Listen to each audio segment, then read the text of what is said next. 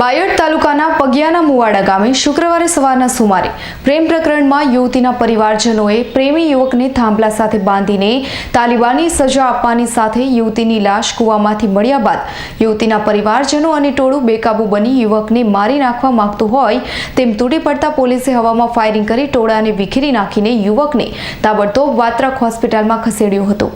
બાયડ તાલુકાના પગિયાના મુવાડા ગામે શુક્રવારે સવારના સુમારે પ્રેમ પ્રકરણમાં યુવતીના પરિવારજનોએ પ્રેમી યુવકને થાંભલા સાથે બાંધીને તાલિબાની સજા આપવાની સાથે જ યુવતીની લાશ કૂવામાંથી મળ્યા બાદ યુવતીના પરિવારજનો અને ટોળું બેકાબૂ બનીને યુવકને મારી નાખવા માંગતું હોય તેમ તૂટી પડતા અને પોલીસ સાથે પણ ઘર્ષણ પેદા થતા બેકાબૂ બનેલ ટોળામાંથી યુવકને બચાવવા પોલીસે આખરે હવામાં ફાયરિંગ કરી ટોળાને વિખેરી નાખી યુવકને તાબડતોબ વાત્રક હોસ્પિટલમાં ખસેડાયો હતો।